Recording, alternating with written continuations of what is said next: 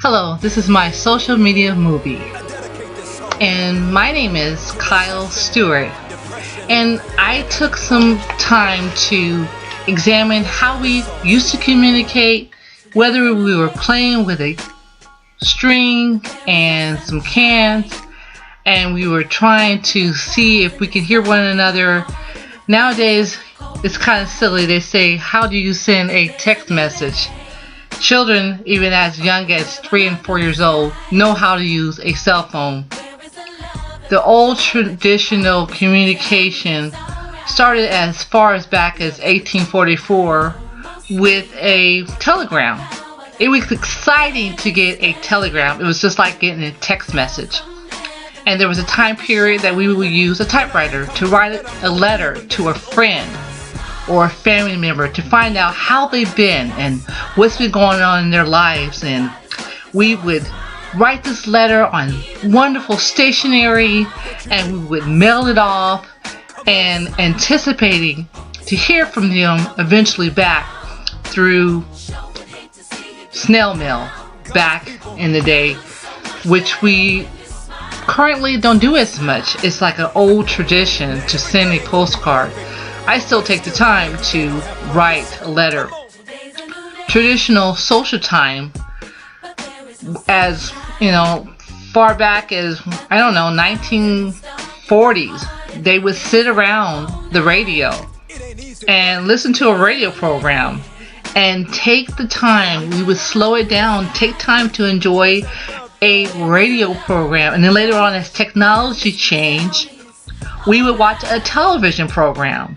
And then we, as time changed, and we would listen to records, and we would sit around and listen to music on a boombox. But nowadays, time has changed.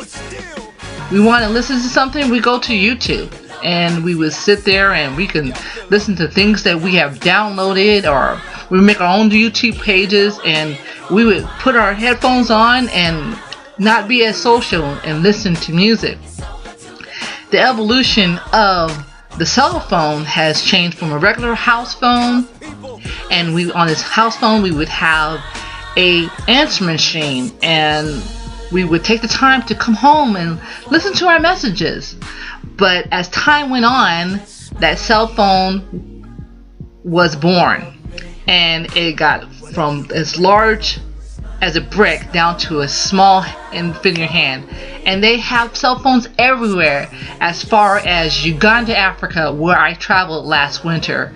Everyone has a cell phone, whether you're here in America or way in Africa. You didn't need a GPS. You didn't need a information from the computer like Yelp to find out where the best places were to go. All your resources were done at your local library through the encyclopedia.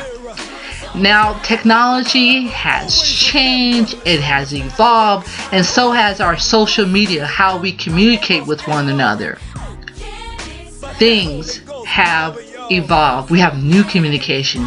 We have new technology. Everything is on the computer. Everything is on the internet. Even when we're trying to have a time to connect, we're on our cell phones. We can't even take the time to just slow down and communicate with one another. We are constantly on our cell phones. We're constantly getting a new upgraded cell phone, constantly trying to figure out what people are doing all over the place at every minute of the day, whether we're taking a picture of ourselves, taking a selfie. We can't take the time to slow it down and communicate. We ask each other how we're doing by looking at our cell phone. Even if we take some time to go outside and enjoy the fresh air, eventually we have to look down and see how things are going. We check our cell phone. Today's technology is on your Twitter, it's on your Facebook, it's on your Instagram, and we all want to know what are people doing everywhere, all over the world. We have questions. Now we turn to social media, and we're always looking on the Facebook to see what was going on. But there used to be a time that we got our information from the news. We got it from ABC News. And we sat down and watched the 6 o'clock news on NBC. And we also looked at what was going on in different countries on CNN. And we took our time and we looked at the news and we talked about the news, because inquiring minds had to know what was going on. Now we tweet about everything. All the information is on Twitter, and we tweet about it. We Facebook about it. We talk about it all the time. We are insatiable. Einstein said it best: I fear the day that technology will suppress our human interactions. The world will have a generation of idiots. I hope that we are all not idiots, where we're taking time to actually talk and communicate.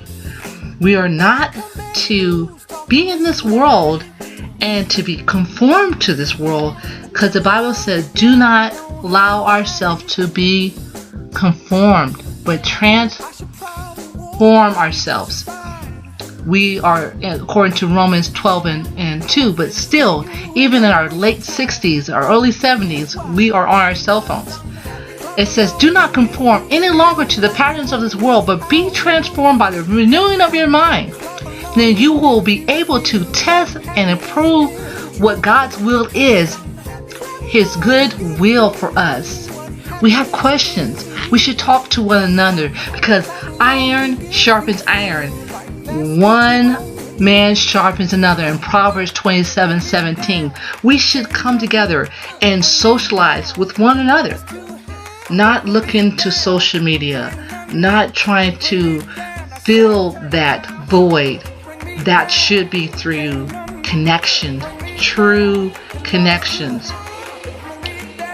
Even when we are with family, we are doing selfies, but we have to remain true to what we're supposed to do. We are supposed to sharpen one another, encourage one another. We are to love one another and not be of this world, but in the world. We are to lift one another up and not be caught up in the things and the social media of this world. Renew your mind. Renew your mind. Be transformed. That's all, folks. I hope you enjoyed this presentation. It has been my pleasure. And I just want to say this is the end. And God bless you.